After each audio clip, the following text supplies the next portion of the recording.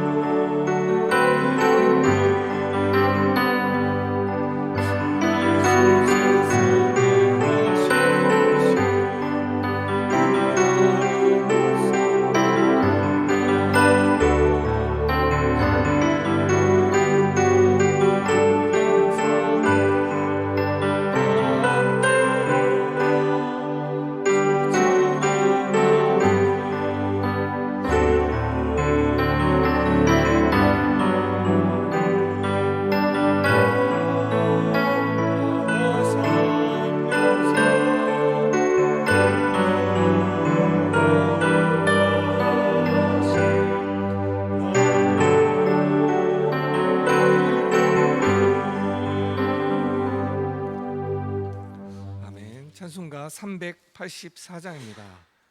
찬송가 384장입니다.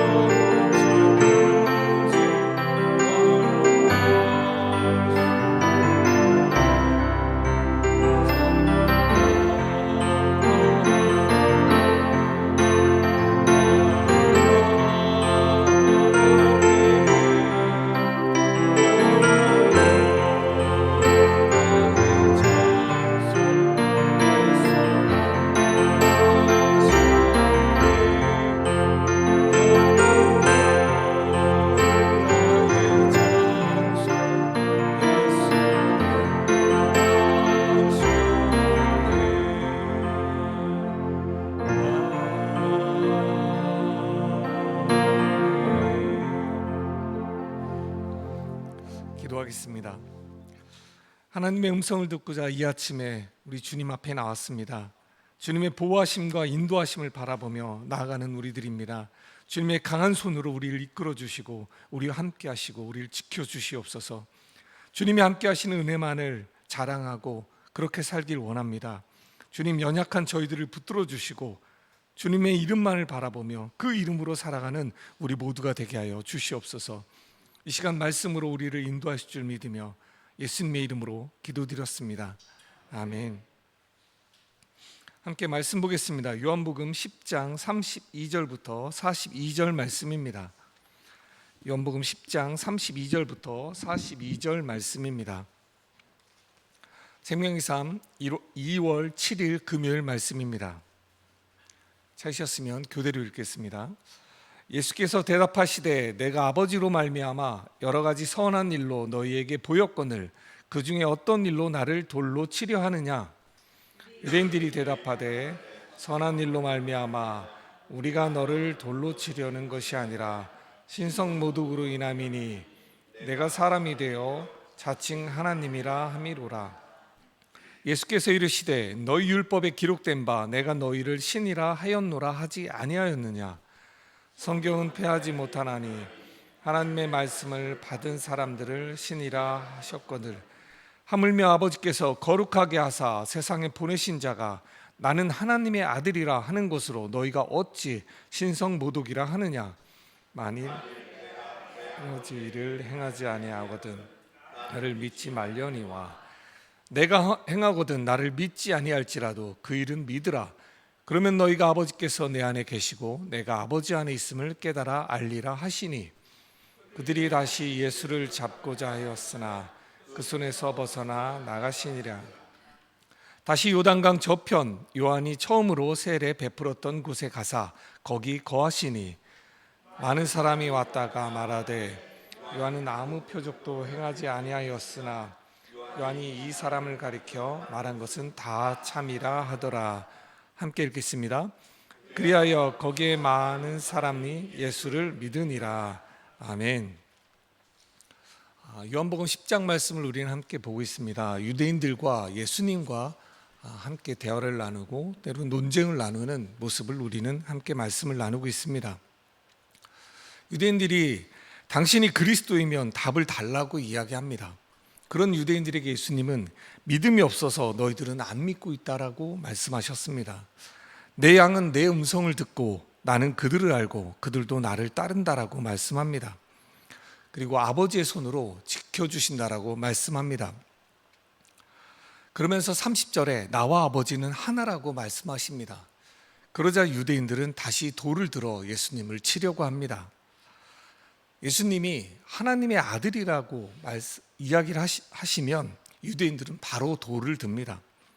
31절에 어제 읽은 말씀인데 표현해 보면 다시 돌을 든다라고 이야기하고 있습니다. 다시 든다라는 표현이 납니다. 그들은 언제든지 예수님을 죽이려고 준비되어 있는 사람들처럼 보입니다. 돌을 든다라는 것은 그 자리에서 사형을 시킨다라는 의미입니다. 이런 위협이 있을 때마다 예수님은 피하셨습니다. 하지만 오늘 본문은 피하시지 않고 그들과 함께 이야기를 나누시며 반문하시는 모습이 나옵니다. 32절이 바로 예수님께서 이렇게 반문하십니다. 내가 아버지로 말미암아 여러 가지 선한 일로 너희에게 보였거늘 그 중에 어떤 일로 나를 돌로 치려 하느냐라고 말씀합니다. 아버지를 통해 선한 일을 보여줬는데 도대체 어떤 것이 사형당할 만한 일이냐라고 반문하신 것입니다. 예수님이 하신 말씀 중에 선한 일이라고 말씀하십니다. 성경에서의 선은 모든 기준은 하나님의 기준입니다. 그저 우리가 알고 있는 착한 일이 절대 아닙니다. 안식일이든 어떤 날이든 상관없이 아픈 자를 치유하시고 눈먼 자를 고치시고 먹이시고 살리시는 일을 하셨던 것입니다. 이 일이 본문에 나와 있듯이 아버지로 말미암아 보여진 일입니다. 바로 하나님으로부터 시작돼서 하나님으로부터 보여진 일, 바로 선한 일이라는 것입니다. 그런데 유대인들은 이 선한 일 때문이 아니라 신성모독이라고 핑계를 댑니다. 기적을 일으키고 회복시키신 것 때문이 아니라 안식일에 일을 하신 것, 그리고 하나님을 아버지라고 부른 것, 이것 때문에 우리가 너에게 돌을 든다라고 이야기를 합니다. 오늘 본문에는 뭐라고 표현하고 있냐면 사람이 자칭 하나님이라고 해서 우리가 그렇게 하고 있다라고 그들은 핑계를 댑니다. 이에 예수님이 말씀하십니다. 34절 말씀입니다. 너희 율법에 기록된 바 내가 너희를 신이라 하였노라 하지 아니하였느냐라고 말씀합니다. 시편에 나온 말씀입니다. 율법에 기록된 바 내가 너희를 신이라 하였다라고 말씀하십니다. 시편 82편 6절에 이렇게 말씀합니다. 내가 말하기를 너희는 신들이며 다 지존자의 아들들이라 하였으나 라고 말씀합니다. 하나님께서 이스라엘 백성들에게 너희는 신이고 다 지존자의 아들이라고 하신 말씀입니다. 이 시편에 나와 있는 말씀의 의미는 하나님의 권위를 지도자에게 그리고 재판관들에게 부여했다라는 이야기를 하고 계십니다. 지도자와 재판관들이 가지고 있는 권위는 무엇이냐? 사람을 판단하고 사람을 심판하는 일입니다. 이것이 바로 하나님으로부터 온 권위라고 이야기하시는 것입니다. 그러기에 신이고 너희는 아들이다라고 표현하신 것입니다. 물론 이 시편에 나온 말씀은 지도자들과 재판관을 꾸짖는 말씀입니다. 너에게 이런 하나님의 권위를 부여했는데 왜 올바로 하지 않았냐는 시편의 말씀입니다. 그러기에 예수님은 이 시편에 나왔던 말씀을 통해서 유대 지도자들에게 하시는 말씀입니다. 너희들이 돌을 들면서 지금 율법에 나와 있는 기록으로 나를 정죄하고 있는데 율법에 또한 너희는 신이라 지존자의 아들이라고 말씀하고 있는데 그렇다면 내가 하나님의 아들이라고 하는 것이 왜 신성 모독이냐라고 반문하시는 것입니다. 그러면서 예수님은 36절에 이렇게 이야기하십니다. 하물며 하나님께서 거룩하게 하사 세상에 보내신 자가 나는 하나님의 아들이라고 하는 것으로 너희가 어찌 신성 모독이라 하느냐라는 것입니다. 하나님의 권위를 위임받은 대리자에게 신이라고 말하는 것은 절대 신성 모독이 될 수 없다라는 것입니다. 36절 말씀처럼 예수님은 하나님께서 거룩하게 하셔서 보내신 하나님의 아들입니다. 거룩하게 하다는 의미는요, 구별되고 구분하다는 의미 있습니다. 예수님은 하나님의 거룩한 의미를 임무를 부여받은 그리고 구별되어서 쓰임받은 존재인 것입니다. 이어서 예수님은 또 38절에 중요한 말씀을 합니다. 내가 행하거든 나를 믿지 아니할지라도 그 이름 믿으라.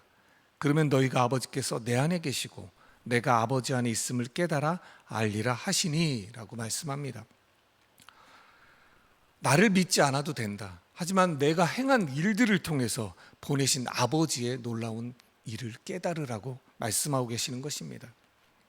이 일이 믿어지면 아버지가 예수님 안에 있고 예수님이 아버지 안에 계심을 너희가 알 거라고 하시는 말씀인 것입니다. 예수님과 하나님이 하나라는 말씀을 다시 하시고 계시는 것입니다. 그런데도 불구하고 유대 지도자들은 자신들의 이미 결정한 상태이기 때문에 그런 마음으로 예수님을 바라봤기 때문에 그들은 믿지 않는 것입니다. 그리고 예수님의 음성이 들리지 않는 것입니다. 유대인들은 이미 9장에서 출교하기로 그들은 결의했기 때문에 예수님은 죽이는 대상으로만 바라보고 있는 것입니다. 그들에게는 이미 결정한 마음이 있었기 때문에 어떤 것도 들리지 않고 보이지 않는 것입니다. 예수님의 제자였던 가룟 유다도 자신의 정치적인 방향과 다르다는 이유로 마지막에 예수님을 은 30냥에 팔아넘깁니다. 예수님의 제자들도 마찬가지였습니다. 각각 다른 생각을 했습니다. 지금 현대의 유대인들도 여전히 그리스도가 오기를 아직도 그들은 기도하고 있습니다. 말씀을 준비하며 저는 이런 생각을 해봤습니다. 지금 이 시대에 이 자리에 예수님이 오신다면 그리고 그분이 나는 하나님이다라 아들이라고 말씀하신다면 우리는 어떻게 대할까라는 생각을 해봤습니다. 저 스스로를 돌아봤습니다. 저는 아마 사입이라고 쫓아냈을 거라고 생각합니다. 나는 나름 감리교 목사로서 당신은 이단인 것 같습니다. 사입입니다 하면서 비난했을 것 같습니다. 또 생각을 해봤습니다. 제가 만약에 그 시대에 있다면 유대인들과 예수님 편에 어떤 편에 있었을까? 아마 저는 유대인 편에 있었을 것 같습니다. 여러분들은 어느 편에 계셨겠습니까? 예수님의 변론에 유대 지도자들은 예수님을 잡으려고 하지만 다시 예수님은 피신합니다.